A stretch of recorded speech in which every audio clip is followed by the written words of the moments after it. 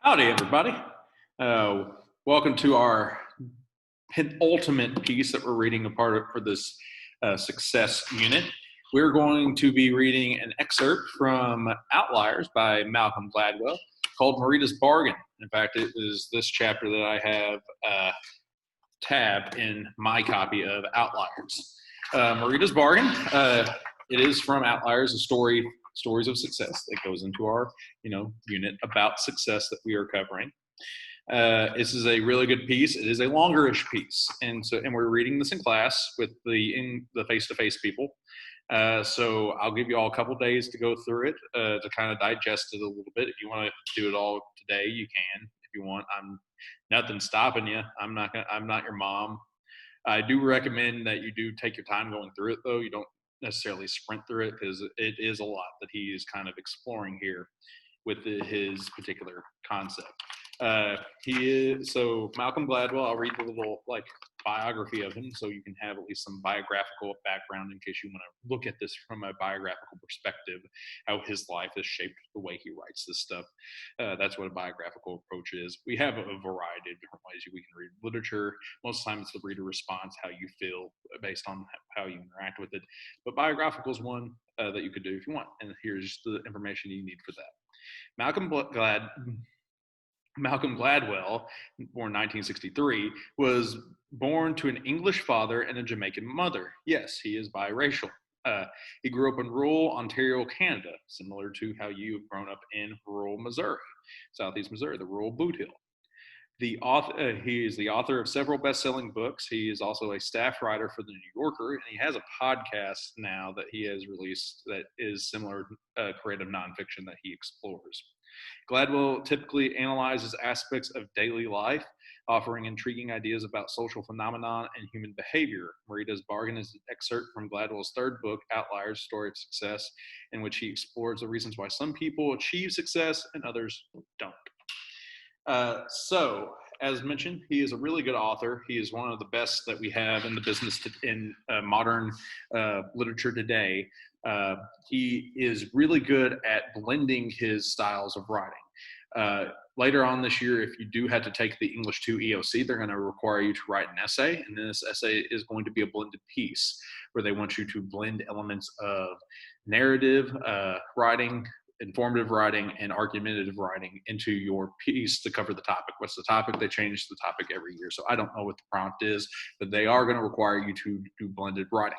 It's not as hard as it sounds from the outlooks of it. In honesty, you do blended writing when you do argumentative writing because you need to use informative writing to help support your argument. But I digress.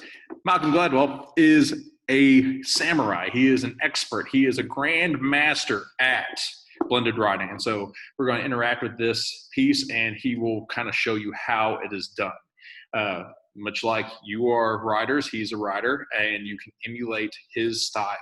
You can use his techniques. You can borrow his techniques in your writing to help improve your writing as you go along. So I want you to read this. This will be due on Friday. I'm going to have you read this in at least 200 words. I want you to explain how Marita's Bargain explores success. And real fast, before I get deeper into this, I do want to talk about the 200-word thing, because a lot of kids have been bringing it up. Why do we always have to write 200 words? What's the deal with this 200-word thing? 200 words, 200 words, 200 words. Well, here's the deal. We write to clarify. The English teacher theory behind this is that we write to clarify and organize our thoughts. Your thoughts up in your brain are kind of like a rat's nest, all kind of tangled together and whatnot. But through writing, you kind of help straighten out that rat's nest. It's like you're taking a straightener to hair and you're kind of straightening everything out. And by doing that, you are kind of providing your own mind some pathways of, you put this, writing forces you to put it in a certain order, that what your thoughts are. And through putting that organization onto your thoughts, it helps clarify what you think and what you believe. And so that's part of the reason why I'm having you write the 200-word things, is to help clarify and organize your thoughts on these particular topics that deal with success. Real quick, just a note, I will say that y'all so far have been doing all right, pretty good on the 200-word prompts. focus mainly on the successes. The main thing I want you to focus on is just how it talks about success. I might talk to y'all about like how about ethos, pathos, logos, how certain parts of the essay do certain things. But that's just me teaching you the other English teacher things that I need you to focus, that I need to teach you. The main thing I need you to focus on, though, with these assignments is the success part, because at the end of all this, come next week, you'll be doing a project, and it is called the Success Project, where you will be talking about, what these excerpts have taught you about success, and you're going to be putting all this together. And so these 200-word things will make it a lot easier to put together that success project. All right, so without further ado, here's how far we got through it today. I will probably record another one of these tomorrow, going over what we got through tomorrow. I don't know if it will take us 2 or 3 days to finish this in class. I feel like it might take us 3, but regardless, how far we get, I'll kind of go on here and kind of cover like main things I want you to kind of pay attention to as we read. So I do want you to take notes as we read as well, because you need to build your meaning. You need to build your understanding. So the introduction is another one of those introductions that is a couple paragraphs long. All right. And our introduction, our hook, our lead that Malcolm Gladwell uses to help bring the reader into the story is he starts off by painting a picture. He gives us a very vivid description about what this building, what this school looks like. And it's a very bleak one. And he does that for 2 straight paragraphs. At the end of the first paragraph, or the second paragraph, I will normally ask the people in class, would you want to go to this particular school? And a lot of people would say no. But then Malcolm Gladwell subverts what we expect and and begins to talk about how successful this particular school is despite its bleak outlook. And he leads that all up to what his thesis is. And his thesis is this. This is his thesis. The thesis is the last sentence, but I'll read this last paragraph so you can have the full effect. There are more than 50 KIPP schools across the United States, with more on the way. The KIPP program represents one of the most promising new educational philosophies in the United States. Because its success is best understood not in terms of curriculum, teachers, its resources, or some kind of instructional innovation. KIPP is rather an organization that has succeeded by taking the idea of cultural legacies seriously. If you don't know what cultural legacies are, don't worry about it. He's going to explain it deeper into the essay. The next section of this essay, he then takes us back in time. He does a history lesson with us for a little bit to kind of establish why school kind of is structured the way it is, why we have a summer vacation, why you go to school as many hours of the day as you do. And he kind of establishes that. And through the bottom of page 4 onto page 5.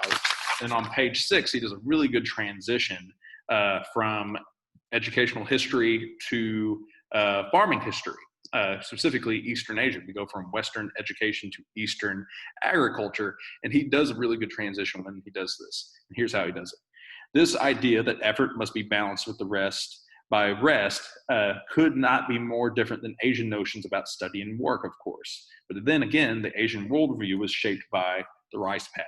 And then he kind of talks about how in Asia they have year-round agriculture. And then how in Western agriculture we don't have that. And he finishes this little section this little historical section with this line, and I love this line. It's a really good line, and he does really good wordplay he uses his words very precisely with this particular part.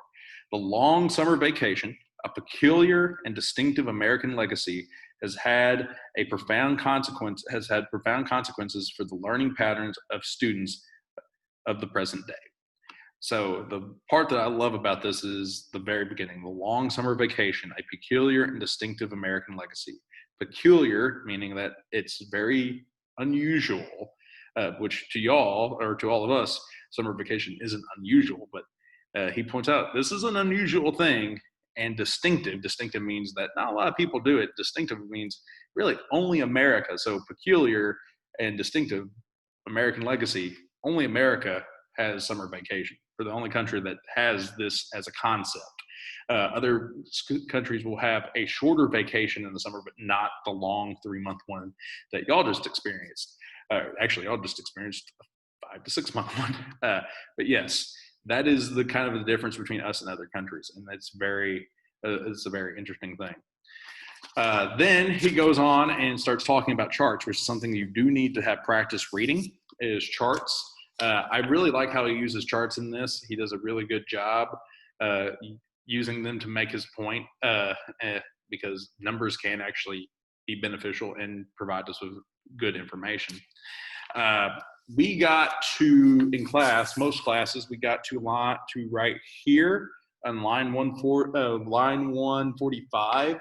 The last line we read was, but here's where Alexander's study gets interesting, because it turns out that neither of those explanations ring true. If you want to read past there, you can. I'd encourage it. I want you to read as much as you possibly can. Read. The more you read, the better you get at it. Helps grow your mind. Be Sherman Alexi. Got it? So, but that's where we ended in class today. We're going to pick back up there tomorrow. So tomorrow I'll post another video where I'll kind of review what we read in class. Once again, this is due on Friday. Read Marita's Bargain by Malcolm Gladwell and write 200 words over how this chapter explores the idea of success. And I will see you all tomorrow.